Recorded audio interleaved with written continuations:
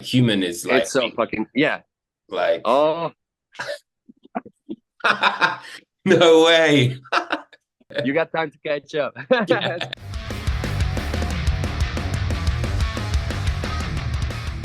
So I'm here with Luca Indrio, the genius of Necrot. How are you, my friend? Thank you so much. Well, I'm doing great. I'm finally home after I was gone for 55 days. We were on the road for 44 days, and I finally got home to yesterday morning. Yeah, man. I was gonna say, you've literally just come off the municipal waste tour, right? Is that the one? Yes, correct. Oh, cool, man. How was the tour? Was it nice to be able to play cut the cord and stuff like that? It was cool. It was as fun as it can be. It was long, but we were on the road with Municipal Waste and Ghoul, which we have been friends for like over a decade, like a big family party. It was like just fun, you know. Well, the whole reason that we're here to chat today is Lifeless Birth. I was just wondering if you might be able to elaborate on some of the themes of the record and what like Lifeless Birth kind of explores thematically. Well, thematically is like if you look through our history of lyrics, they're similar because we've always had thematics of like mortality and facing your own mortality, your own inevitable death of everything, and the inevitability of everything to disappear and be gone and forgotten. And at the same time, we always touch subjects that are also real society stuff, things that everybody has to face being part of this world, and the way society tends to oppress people, and they tend you to have like a very limited way of seeing things, Mhm. and society is so superficial and so divided, and people are so afraid of being themselves and scared of living their life. And I feel that all these things always, like since I was little, I always thought a lot about all of this, and I always felt that like the way I see things didn't fit with how you're supposed to live in society. And I feel there is a lot of people that feels like that. And sometimes I have the privilege of writing lyrics in my own band. So I was like, I can get this thing out of my system. Mhm. Like I always have to face myself with a piece of paper, and like I need to write stuff for the album. So I'm forced to think about stuff. You can talk about zombie apocalypse and serial killers, but that's like things that most likely are not gonna touch you directly. How Yeah. often are you in a zombie apocalypse? But it's like I feel that like the reality, real stuff is the real horror. Is the real horror is the real life. Is things that everybody have to face. I think the thing you hit on there is it's relatable.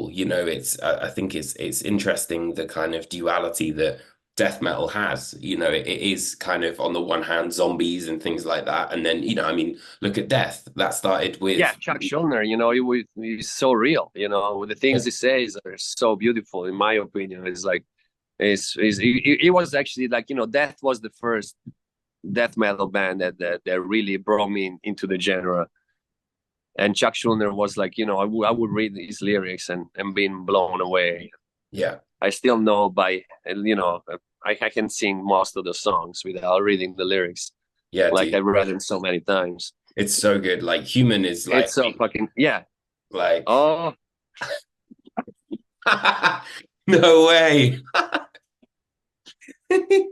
Oh damn, you beat me, man. That's awesome.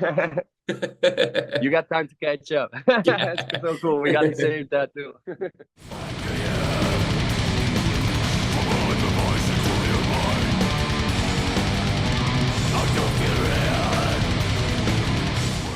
I think it's important that, that sort of the reality of how things are is kind of faced head on as well.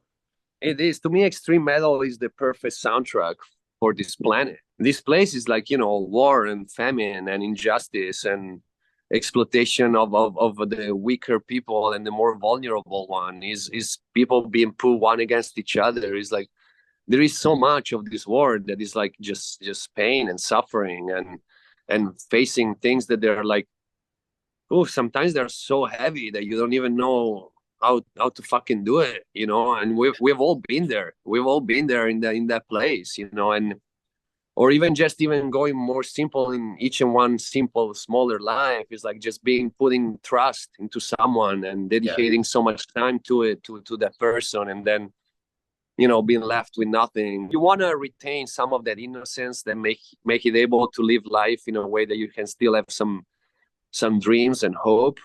But life often just puts you back down into like a reality plane where you have to face things, and the more you face, the more you get strong. But also, it's like you don't want to lose that joy of living.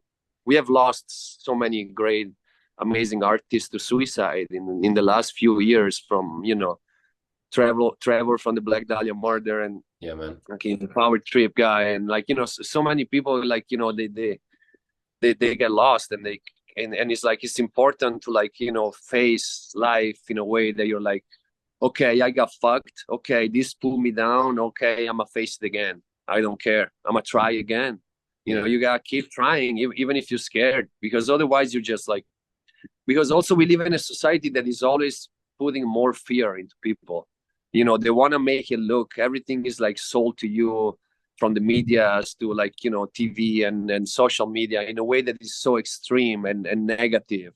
Mm. And so people are they end up being scared of each other, or you end up being scared of someone who thinks it differently than you, when you're like, that's at the base of fucking being that's what make the world great, is that everybody's got his own fucking point of view, and it's like people that lives differently than you, even completely differently than you, that's great. That's what makes it great. It's like we're not all supposed to live the same. Yeah. And you can do it for yourself too. You might learn something if you start talking to people that they're not from your own circle, where everybody is similar. Ironically, like with all of the things that we sing about, like death and all this sort of stuff, it's one of the most, accepting communities that there is in death metal. It is, especially this new generation.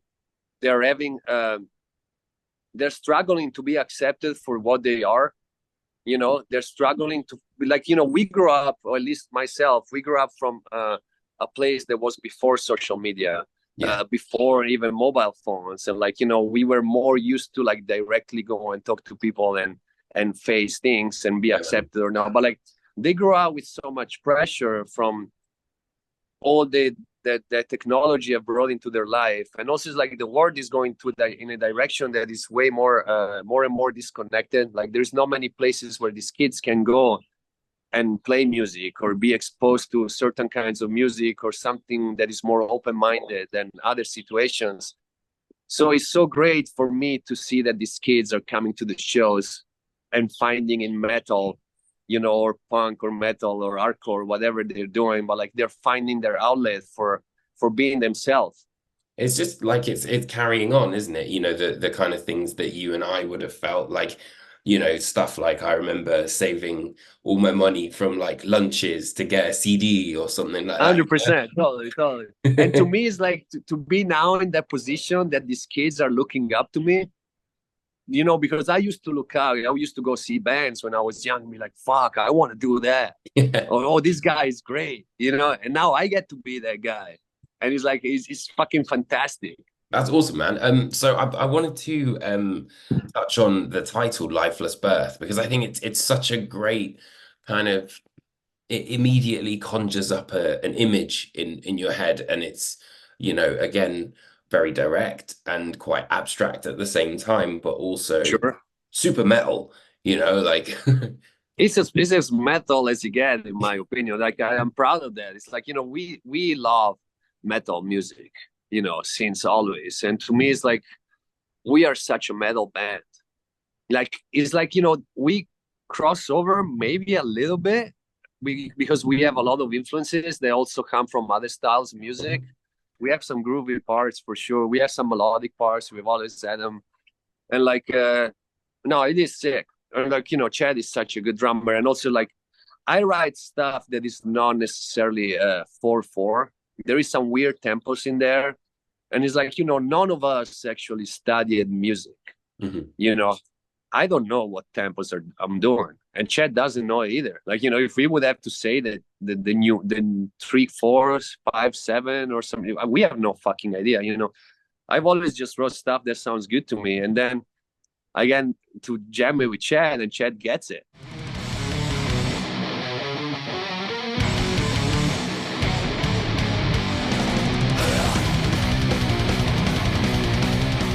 I thought it was interesting when you were saying about your lyrics helping people and things like that. What would you say in terms of Lifeless Birth is, the lyric that you're kind of most proud of, and like, what's kind of meant the most for you when you kind of To wrote it? me, Yeah. well, for me, the song Superior, which is Superior, is number 3 on the track list.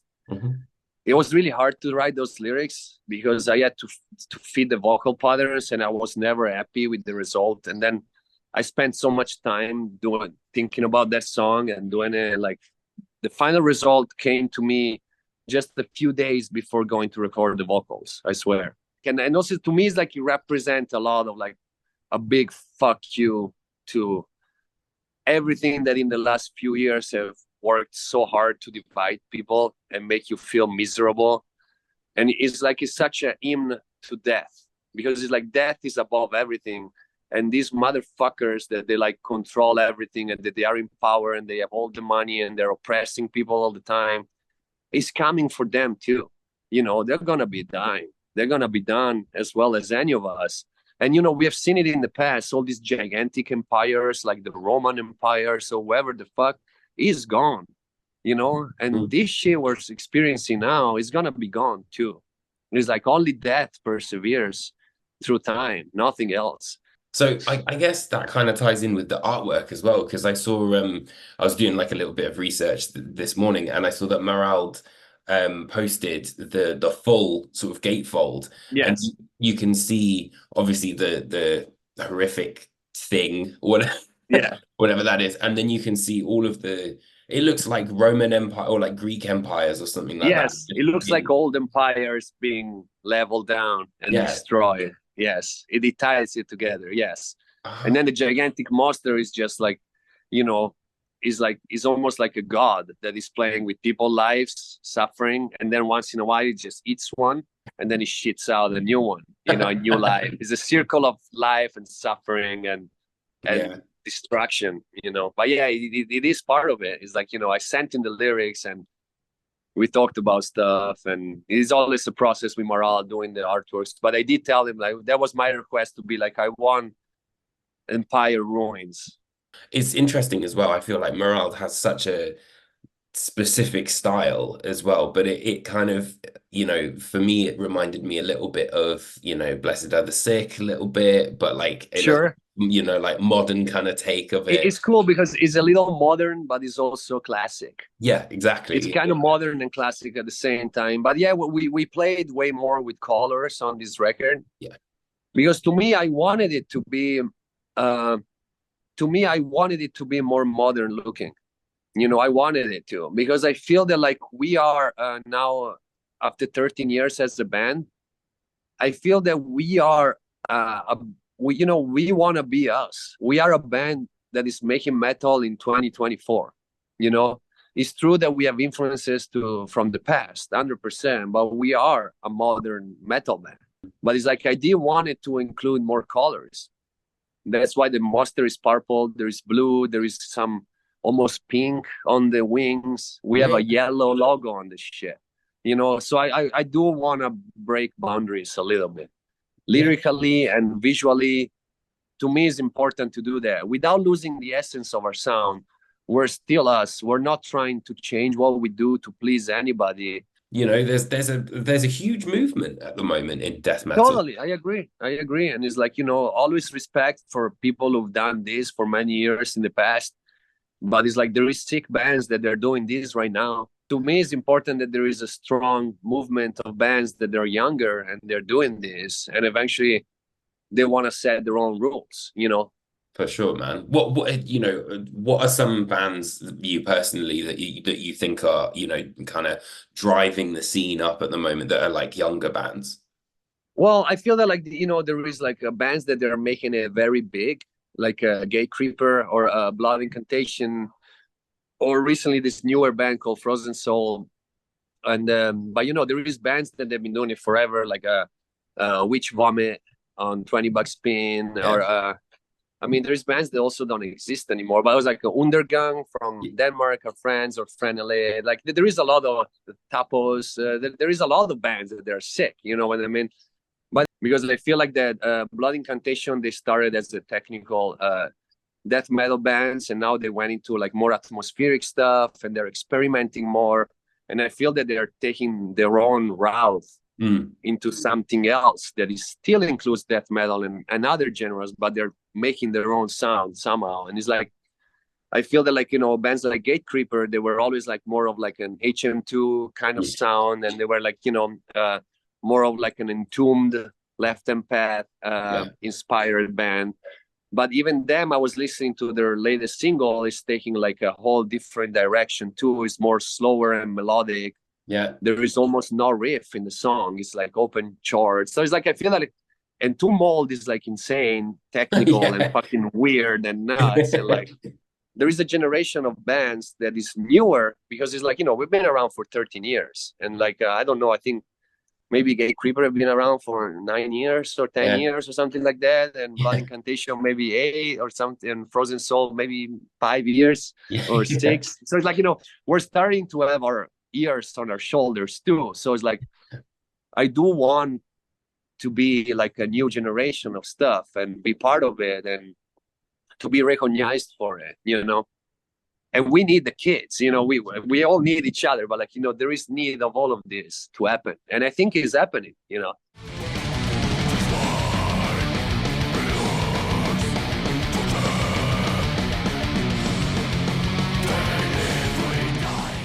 Like, what was it that attracted you to death metal? Like when you know young Luca was like, you know, I'm gonna play bass, and you know, like who's your idol? Like, what was that moment Well, to me like? to me it was always Chuck Schuldiner, and then it was early Sepultura stuff, Oh, okay. Schizophrenia.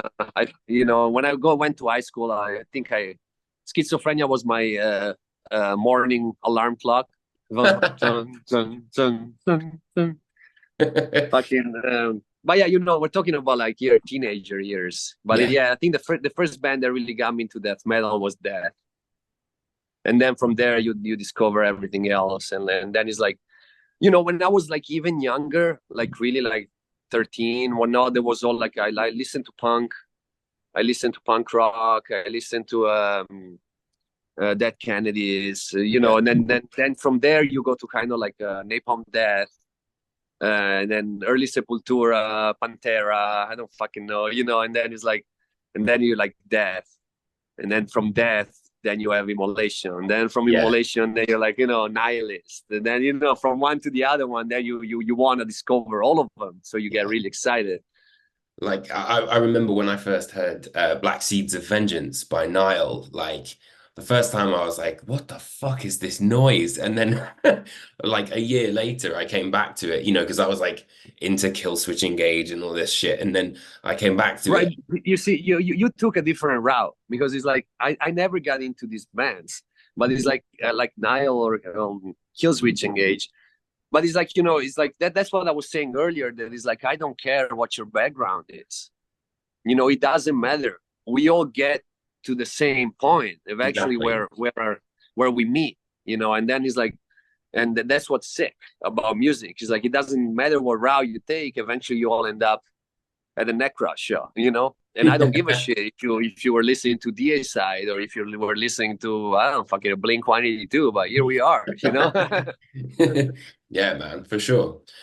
So what would you say, you know, what would you say Lifeless Birth has a kind of taught you about yourself in creating this record? I don't know what it told me. I don't know. I just I like it a lot. Like you never know how this album is gonna sound until you record it and it's done. And then when you listen to it, you're like, oh fuck, this is sick. I just enjoy listening to this record. Like, and it's also more emotional record for me, because it's like we went through a lot with the pandemic and personal issues, and we had to face a lot of shit. And like, it's like this record was kind of like, you know, taking our lives back, you know, because it's like we were used to go on tour a lot and be a band, and then the pandemic stopped all of that. And then when the pandemic was ending and we were able to go back on tour, my dad almost died. I had to go to Italy and help my family. Oh Then man. when we were supposed to record the album 6 months before you actually got recorded, I got Bell's palsy. My face completely paralyzed for over a month. I couldn't move it, so we had to postpone the recording. So there was all these things that felt like it was kept pushing us back and pushing us back. And then Sonny had to get surgery on his hands because he had really bad carpal tunnel and his hand was locking in. Like, we had so many things to face that kept pushing us back. And then when we finally got to record this album, you had all this emotion of everything that happened, and to be able to finally do it is so charged with so much that happened, where you felt like you almost lost your life, or whatever. And then you finally be able to be like, hey, we're back. Like, here we are. We've been wanting to do this for so long. Thank you so much for having a chat and appearing on the channel, Luca. Really, really appreciate it.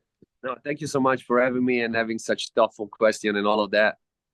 And No I worries. like the detail of the Mortal album in the background. But I know my audience, man. Awesome.